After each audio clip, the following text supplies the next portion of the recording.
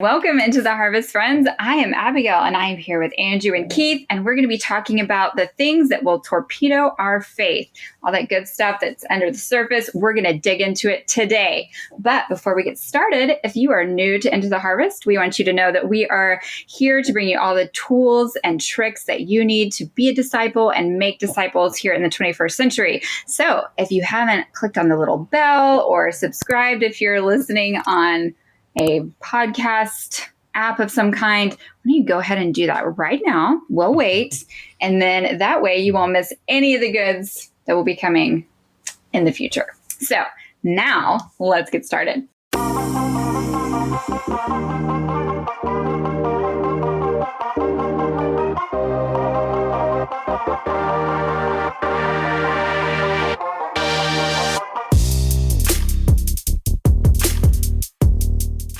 Hey guys, how are y'all? Hey Abigail, it's good to see you. My Southern just came out there really. How y'all doing? It's usually not that thick, but it must be the day. What can I say? Yep. All right, so today I'm just going to get us right started. Are you guys ready? So I'm really into this topic because I think particularly as believers in these modern times, a lot of times we can find that things can get hidden or like tucked under the rug a little bit, and then something will just come out in the open and we're all shocked and it's all over social media. That's like the most dramatic example where somebody's got something going on that we didn't know about, and then everyone's cannot believe it. So we're going to talk about maybe the things that get us to that point so that maybe we won't have, a news feed about us in the future, although none of us are that popular that anyone would ever do it. Nope, not here. Thankfully. But that said, I really love this idea of talking about the things that typically can maybe be a little hidden, but that can really do serious damage to our relationship with Jesus, to our faith in general. So we're going to get into that today. We talked about this a few weeks ago, and all of us have been thinking about this topic and kind of bring the examples that we think maybe are the most toxic, maybe the things that are going to bring us down the fastest. So we're going to get into it. I'm excited to see what you guys have to say about this. Yeah, I'm excited about this topic too, because I think that as you get older in life and as you follow Jesus for more and more time, you do begin to see that there's a lot of ways that we can be taken out when it comes to our faith and our devotion to Jesus. And some of them are sort of spectacular explosions where maybe people saw it coming and then sure enough it happened. But a lot of times, people can walk with the Lord for an extended period of time, and maybe there are these below the surface issues that are present, but very few, if anyone, knows about them. So accountability is good if these things are visible and other people can actually encourage us or challenge us. But sometimes there are things going on below the surface, and we have to learn to be honest with ourselves and honest with the Lord, so that we don't have these things torpedo our faith. Yeah, and I think, like you guys are saying, like discovering those things can be turning points in your walk with God. I think over time you build up these callous and you kind of become desensitized towards certain things. So I think discovering these things so that you can work through them can be a huge praise, because they're not under the surface. They're not buried anymore. You can address them and really thrive in your walk with God. And I think that's a big reason why we want to talk about it today. Yeah, but I'm going to be honest with you. Like, these are hard things because if you're not really ready, if you're not like up for the challenge of facing, the things that we're struggling with, then it can be a real test of our faith, of like, it's a turning point, so to speak. So I hope that you're listening with like a heart ready to go as far as searching our hearts for the things that we need to dig out, so to speak. So let's start by maybe looking to the Bible for examples of maybe people in biblical times, because they were all very messed up, and use them as what not to do. So who do you guys think are great examples of men and women who have let something torpedo their faith? Yeah, we'll go with off the top of my head, 2 people. I don't know if we can choose 2 right off the gate. No. I want to call dibs on 2. And but I think the issue is the same, and I think the issue is not dealing with Jesus, not really wrestling with who he is or coming to terms with the authority that he have or coming to terms with who God has made him. So you take the story of the rich young ruler and he has all of this stuff. He's serious about his faith. I mean, he's an all-star in a way because he tells Jesus like, hey, I've done all of these things that you're talking about since my youth. And Jesus told him, hey, there's one thing that you lack. Sell everything you have, give it to the poor, and come follow me. And most people would say that it was because he loved this wealth and he had a lot of stuff that he was turning away from. But I think the bigger thing was that the follow me part. That the things that he had outweighed his value for Jesus. Like, hey, Jesus, I believe you. I know you have value, but I mean, this over here is bigger. So I think for the believer, non-believer alike, and for the mature and the non-mature Christian, I think we have to come to terms with Jesus and really recognize who he is. So then also Judas, I know that was a little bit more obvious, but he was really spending time with Jesus, and he spent most of his earthly life with Jesus. But I don't think he ever really fully submitted and took Jesus up on who he was. And I think that's a huge pitfall. So some people want God and want a relationship with God, but they don't want Jesus. And Jesus is the way. So what would you say that, like if there was a torpedo in the water, like what's the torpedo that we need to be aware of, like with those 2 guys? Yeah, not recognizing and responding to who Jesus is. Almost having terms when it comes to Jesus. Like for the rich young ruler, it was his possessions and the things that he had. And for Judas, maybe it was greed or that he had a better way than God's plan. But I think the thing that can go under the surface is that you can be a pretty religious person or a pretty spiritual person, a lover of God, and not follow Jesus. Yeah. It sounds to me almost like trying to serve God on our terms. Yeah. So we believe in God and we're positively inclined towards Jesus. Maybe we even say all the right information. We've gone through the outward formalities of saying the sinner's prayer, maybe being baptized, but at root, we're still in the driver's seat. We're still calling the shots. We're deciding how and when we'll obey Jesus rather than really surrendering to him. Yeah, that's I think that's definitely a common one, and it's dangerous because it can be hard to even know, like, to be honest with ourselves about whether or not we've surrendered to Jesus in that way. Yeah, and I think what you were saying about the driver's seat is so true, and I think most of us have that constant battle of where we are really, like you said, willing to say Jesus is Jesus and he's our Lord, but we just want to have like a tiny bit of control still. Like, so with Judas, he wanted to like be in charge of the money bags, like just in case things like went south, he wanted to make sure, and so that was a small thing at the beginning, but then it grew and those seeds grew in him. I mean, we don't know much about what was going on in his mind, but we just can see like the tiny bits of fruit that he kind of had. And all of that points to things that I can see in my own life that I have to keep in check as far as just, I want to have a little bit of say, right? Like I want to say of what we're going to do and how we're going to do it and what we're going to do with our money and how we're going to spend our time. And so I think when we want to have more control, then we want to give it to Jesus. And to me, that's maybe, you think that's like, am I getting too off track there? No, I think you guys are nailing it. I think this is something that's common to man, and it's not easy happening in Jesus' time. Like when he said, why do you call me Lord, Lord, and don't do what I say? There's just something about Jesus, I think, that we really have to come to terms with. But I'm glad you guys let me pass that around for a little bit. But I definitely want to hear some of the torpedoes for you guys. What do you guys think as far as those things? Well, I want to ask one more on that one. Yeah, go ahead. I feel like that one's so hard. It's kind of like what you were saying, Abigail. Where do you think is there a clear line between wanting, like you said, Abigail, having that desire to, which I think is human. I think there's a human, just a human desire to call the shots and to kind of have that final say.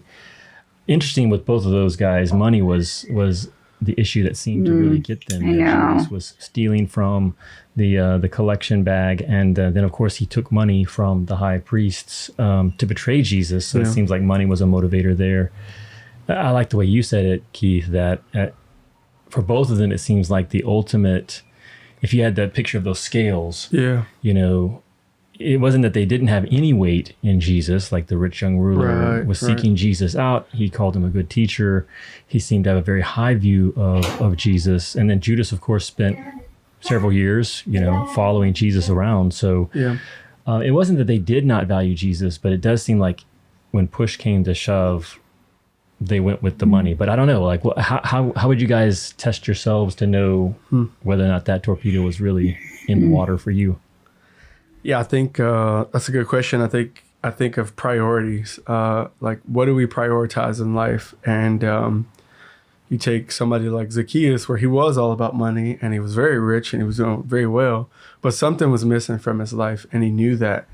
He recognized that. So when he got close to Jesus, the priority shifted from the money and the greed and all the stuff he was storing up for to, I want to please Jesus. I want to be right with Jesus. And that was the thing that drove his decisions and his life. And I think it has to be the same for us, versus like coming with terms, yeah, Jesus, I know you might be the one. You are the one, you're God's son, but yeah, whatever the case may be, I think it's really recognizing who Jesus is and submitting to that.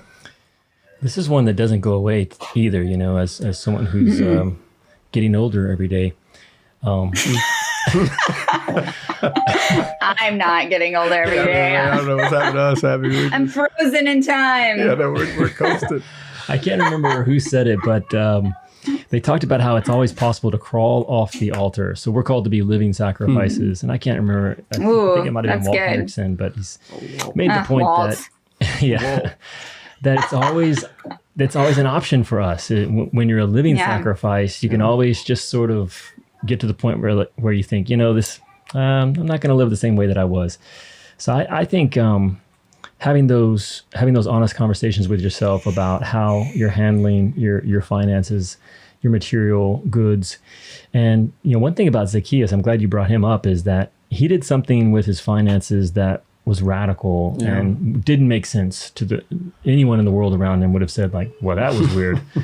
So maybe that's one way of thinking about it. Is there anything about the way I handle my material wealth, my finances, that would just strike people as odd if they didn't understand Jesus? Jesus was a part of my life.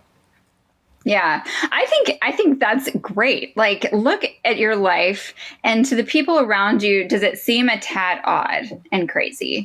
Great, you're doing the right thing. I have always taken that as a great compliment. There have been several times in our lives, and it's always great how people will wait until later, and then they'll tell you, like, boy, we really thought you guys went off the deep end, but, it turned out okay, and now we're going to tell you about it. And I'm like, you could have kept that to yourself. But several times, even, people around us were like, whew, that Brett and Abigail, they do some crazy stuff, and, like, that doesn't seem, like, wise at all. And you know what? It's... I think that's good. I also like to really question myself. And when I have doubts, like, I'll say, man, if God told us tomorrow to just go off to some foreign land and like sell all of our possessions, like, would I do it? And if I have that like feeling of fear and like, ooh, that sounds horrible, which it does, by the way, spoiler. I have to take that to the Lord and just say, like, I don't know if you're going to ask me to go to a foreign country tomorrow, but if you are, you're going to need to do some work in my heart. And the Lord always does, even if he's not going to send me to our foreign country, he still does the work in our hearts. I think, like you were saying, Keith, if we're trying to put Jesus number one, and we're actively working to do that, then he is always very kind to like shine a light on the things that are just like a little bit of idol in our lives. So yeah, I mean, I think we just got to keep asking ourselves, like you said, Andrew, it's a constant probably our whole lives. Yep. This is a work in progress, friends. Hey friends, thanks for watching the show. I wanted to take a quick moment to say, if you're someone who's looking for insights, ideas, and inspiration that will fuel your faith for the 21st century, then make sure you sign up for our weekly newsletter, Harvest Highlights. It's free and it's loaded with resources that will help you be a disciple and make disciples in the everyday places. So make sure you check it out. There's a link in the description of this video. Back to the show. All right, Andrew, what do you have for your torpedo? So this one, this was kind of a fun week because I still don't know what you're going to say, Abigail, as far as like your character from the Bible and what your torpedo is. We texted just a little bit, but otherwise it's been fun just to hear what you guys had to say. So my character from the Bible is Samson. And I would say that the torpedo is self-control. And I think Samson is such a tragic figure because it's so much unrealized potential. And he was blessed and gifted by God, and God's Spirit was with him in such an amazing way. If you had known Samson, I think, he was considered a judge, one of the heroes of God's people, the Israelites. And if you had known him, I think he just would have been he would have been a hero. He would have been someone that you thought had it all together, or just had this exceptional connection with God, and was doing mighty things for God, fighting against the enemies of God's people, the Philistines. But from the very earliest times that we see and read about him in the book of Judges, we see that he had this weakness that was there from the beginning, which was he would see things that he wanted, and he would say, go get it, go get it for me. Or he would just take it. And these were things that weren't healthy, were obviously like contraband, things that the Lord had made clear, like, hey, this isn't for you as a Jewish person, much less like a leader and someone that was expected to be setting the example for others. And so, I saw in Judges chapter 14, it says that Samson went down to Timnah and he saw a woman. Later he came back and he told his father and mother, I saw a woman in Timnah. Now therefore, get her for me as a wife. Go get it. Go get her. Yeah, and then later you go down and it says that he went down and talked to the woman, and she looked good to Samson. So there was just this there's a very visual thing that's going on there with Samson, where he saw things that he wanted and he just took them. He did not have self-control. And ultimately that played out to such an extent that, sort of what we were talking about earlier, I think that the real turning point in Samson's story, when I was reading it earlier this year, was out of chapter 16. And of course, he's now shacked up with a woman named Delilah. Same issue as the woman in chapter 14, just a different woman. And she's actively trying to undermine him. She's actively trying to sell him out. And he either was really dense.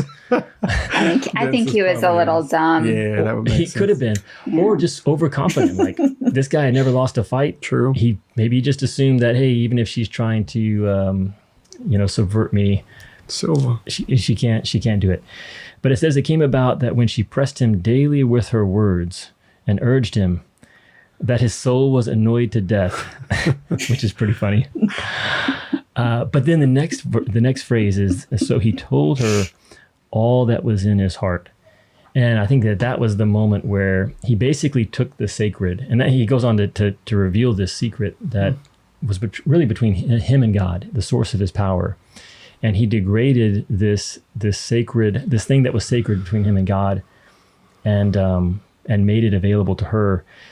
So sure enough, she cuts off his hair, and it says, later it says, he awoke from his sleep and said, I will go out as at other times and shake myself free.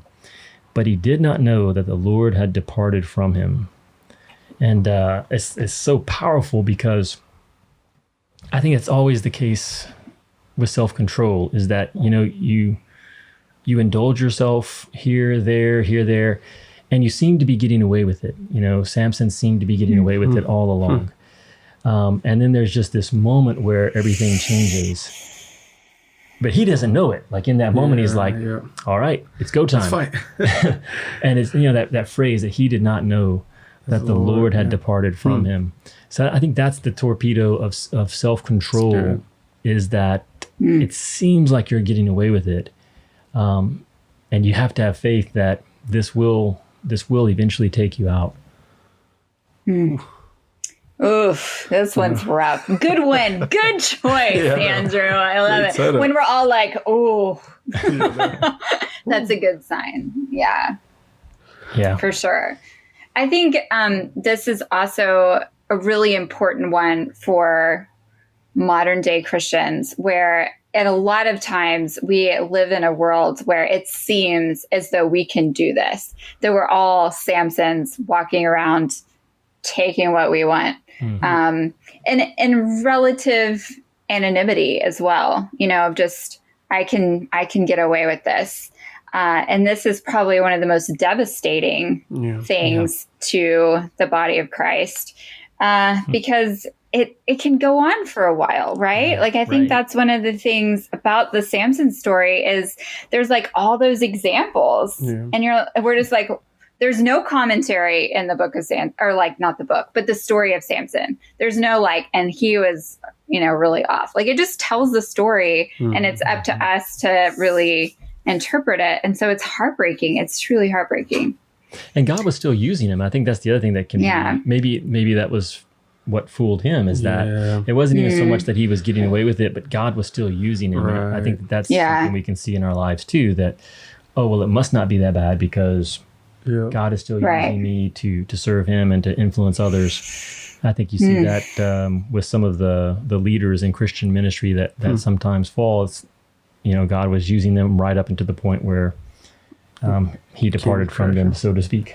What's that verse about being used as a vessel of honor and a vessel for dishonor? I can't remember the exact reference. Yeah, I think it's in Romans. In Romans, yeah. It's just that both are going to be used, like the honorable vessel and the trash bin or whatever we called it. And I like that, Andrew, because you do almost you have a role to play in this, where you have to really walk with God and trust him through this thing, or be isolated and act off your own impulses. And in the end, God is just. So yes. Yeah. Well, now, I feel like with this one, Andrew, probably most people, when they're hearing it, are like, oh yeah, I recognize myself in this particular story. However, so maybe it's a little bit easier to distinguish that this torpedo is aimed at you. But what do you think is a tool that we can use to maybe get out of the way? I'm glad you asked that. I was thinking about this, and so what are some of the ways that I've tried to, just in my own life, keep this self-control torpedo in view, and one, I think, would be like a self-denial and self-discipline, which I think are very related to self-control. It's one of the reasons why I think fasting is a good discipline. Abstaining from certain indulgences is actually helpful, because it builds the muscle of being able to say no to yourself, which is what Samson didn't develop. He didn't develop the ability to say no to himself. There's something in working out when it comes to pull-ups, Abigail, which I know you're really into. Get them, Mary. Yes. Do share. I already know. There's something called a negative pull-up. And for a lot of people, when they first want to start doing pull-ups, they can't do one. They literally cannot even do a single pull-up. I wouldn't know. But the way you actually develop your muscles enough to do a pull-up is you start with negative pull-ups. So you actually start from a position where your chin is above the bar, and then you just slowly lower yourself down. And I think that God gives us so many ways that you can begin to practice and build your self-control by denying yourself just in small ways, little ways of saying no to yourself that can help you develop self-control in the moment to say no, because that's kind of what happens is there's this unexpected temptation. Yeah. And if you don't have that muscle developed, then, so I think just choosing every day almost to try to find a way to say no to yourself or to forego some sort of indulgence. Ooh, good stuff. All right, we're running out of time. I want to get mine in. Yeah. So buckle up. All right, so my person is Saul, which I just finished reading about Saul and David. And this past time reading through, I really wanted to focus on Saul and just see the ways that maybe even early on in his kingship that there were like the tiny little spots of, ooh, we can see that this is going to go bad. And I saw it immediately, by the way. So he has been made, like they've anointed him, or Samuel's anointed Saul. And he's immediately like, surely not me. Like I can possibly. And then when it kind of comes out that he has been made king, he hides behind the luggage, which I really like. That mental picture is one of my favorites because he's apparently tall. So like, just imagine, just imagine like him like awkwardly sticking out from behind the luggage and like everyone looking over and he's like, but what we see there, like right away, is that Saul really never understands his identity in God. It is never about God. It's always about himself. He always sees his own flaws. And then as he remains king, and, you know, as a king, I'm sure everyone tells you how awesome you are. He starts to believe that. And so it's always about his understanding of who he is, and what he's created it to be, and never who God has said he is, and never being obedient to God and in any kind of deference. So that was all very complicated. I'll try to break it down. I think essentially I can see us becoming this way when we look to others continually for who we are. And, you know, even other believers, you know, like that seems like a good idea, right? Like if I am, let's just say, Into the Harvest, I started just reading comments and I'm like, this is who I am. Like what people say about me here on Into the Harvest is where it's at. And that's what I'm going to build everything on. And then maybe like I start getting some negative comments. So I start like lying about what I do so that I can, you know, build up more good comments, or, you know, we start being deceitful because we love what other people are saying. And so it really can get out of hand very quickly. His anger got really bad because when your identity is on this very crumbly, like falling apart base, then anything will set you off. And so he really fell quickly.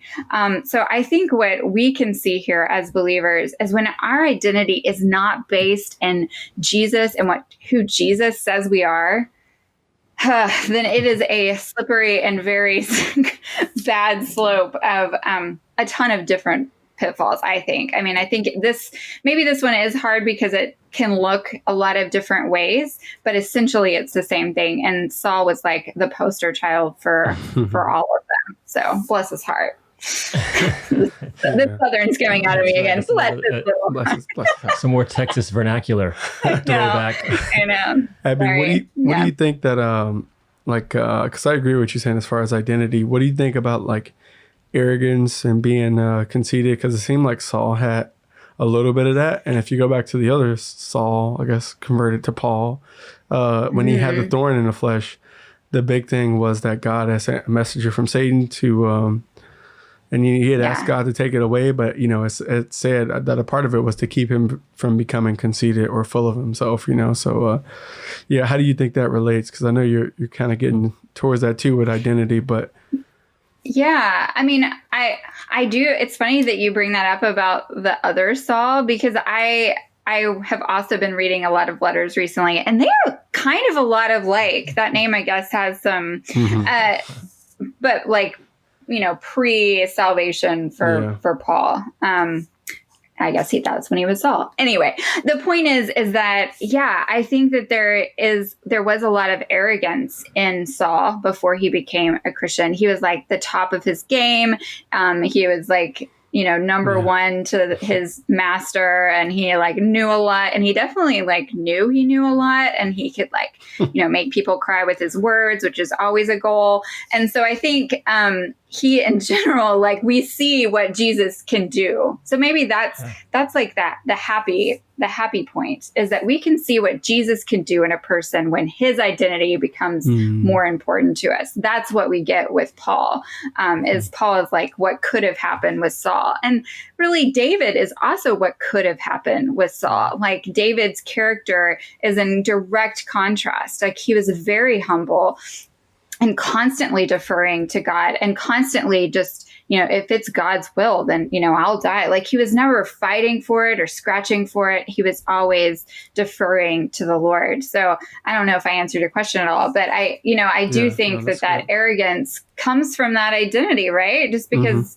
if we're like, it's almost like a drug of, if we're looking for all this positive reinforcement and then we don't get it, then we're just going to keep trying to get it without it having to be of any value. Towards the end there, I don't think Saul cared one whit about Israel and what was good for the country. Like he was just literally leading men around trying to find David. It was a hot mess. I love the way you phrased that it was a platform, such a shaky platform, I think is the way you said that. When you base your sense of identity or worth off what other people say about you, that is a really shaky foundation. And it really clicked whenever it said that what really turned Saul against David was, the people were saying nice things about David. Actually, they were saying nice things about Saul too, but nice. I know, but just not as good. Not as good. David. So that might be a good test, I guess, to know, do you, do you actually resent when others are complimented, or are you secure in what God has said about you? Well, and within ministry, so like if we're talking about torpedoes that come at us as believers. And so I think within the Christian culture, we 100% see this happen when there's just battles amongst our denominations and amongst each other. Like, it makes me so upset and sad. Like that is a direct, identity crisis when we're not celebrating the victories that God is doing in other ministries or in other people's lives. So I think that's the way to check that one, is if you feel like this feeling of like, oh, I wish that were me, then get on it, friends, because it's a slippery slope. So I think that is definitely directly combated with prayer and just, laying it down on the altar of our identity and wanting it to be fully grounded and rooted in Christ. And let's be more like John the Baptist, who is like, let me decrease and, God increase. Like that's legit the goal there, I think. So, friends, I think we've run out of time, unfortunately. So hopefully we got some good stuff in there. I loved what you guys brought to the table. I think there's some good things to chew on for all of us. Lord, help us, each of us, with these torpedoes, because they are definitely still coming at us, all of us. So we pray for each of you out there listening. Lord would protect us and show us where they are in our lives so we can shoot them down. So enough of my metaphors. And that's enough for today. Guys, it was a lot of fun. We'll see you next time. All right, Abby, take care. Bye.